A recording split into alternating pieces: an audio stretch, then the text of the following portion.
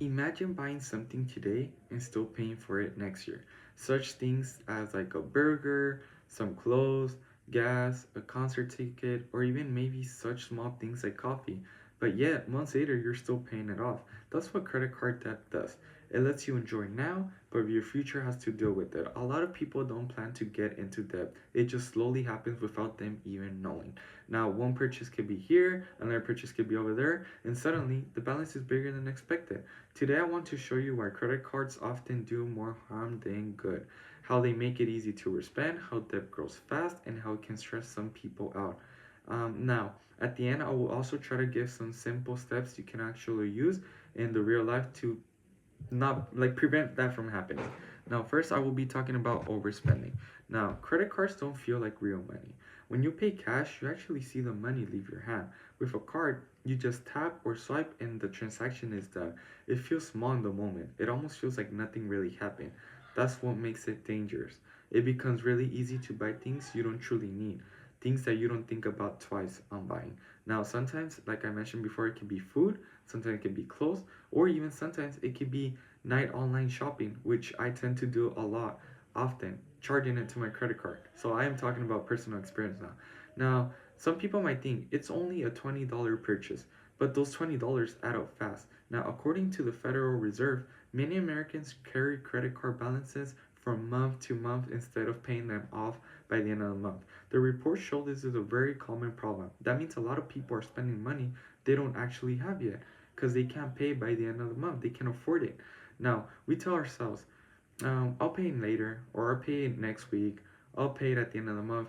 But usually, yes, we sometimes do, but the bill is bigger than we think, and that affects us financially by a lot. Now, though once the balance starts growing, it is really hard to catch up. This is where I'm going now. Now, debt grows fast. This is where things really get serious. Credit card interest is high. A lot of cards charge around 20%, 25, or even more. That's a big number once you actually pay attention to it. If you don't pay your full balance, you start paying extra for things you already bought. Now, the Consumer Financial Protection of Bureau explains in a very simple way. Interest is the cost of borrowing money. So that means every month you carry balance and you're paying extra for your past purchases that you've done. For example, let's say you buy a $500 phone and end up paying $650 to $700 over time. That's like buying the same thing almost as twice.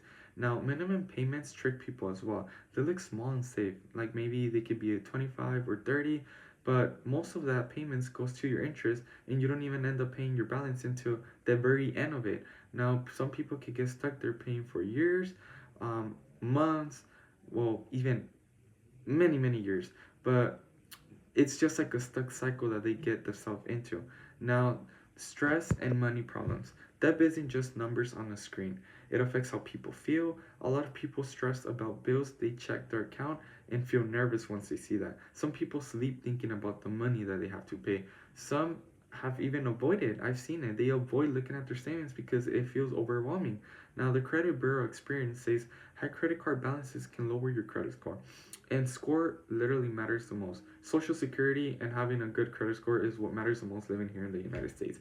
Now, your credit score depends on wanting to take out a car, getting a loan, renting, or even for some jobs, if they tend to background check you, the lower your credit score, the less approval you're gonna have. Now, bad credit can follow you for years, even after the car is paid off. So, one swipe today can make your life harder later and for the rest of your life. Many people don't think about this when they swipe. They just feel they just really feel it when they apply to something and get turned down or denied because of their credit being bad. Now, moving on to cash and debit being safer, cash and debit keep things real. You see the money leave your account. You as well know how much money you actually have. Because, I mean, cash, you're going to start running out eventually, no? Now, when you have cash and debit, when you pay with that, you really ask yourself, do I really need this? And you don't tend to have the surprise bill at the end of the month. A lot of people who switch to debit say they naturally spend less without even trying. They budget better, they think more before buying. With credit cards, it's easy to ignore how much you're spending because the money isn't gone yet. You really, in reality, have an unlimited limit. Now, with cash or debit, it's clear when it's gone. And if it's gone, now it's gone. That limit actually protects you from overspending. Finally, the steps I wanted to give you guys, um, it's really simple. Now, for this week, I want you guys to try and use debit or cash for everyday stuff, for such things as food, gas, and shopping. Just try for 1 week and notice the difference. Only use credit card for real emergencies. And if you do it, use it to try to pay it off fully by the end of the month so you don't get charged the interest I was talking about earlier. Now, according to Bankrate, credit card interest rates are still very high, often over 20%. They even say credit card interest rates remain high. That's a lot of extra money going nowhere. Avoiding that interest can save you hundreds or even thousands of dollars over time.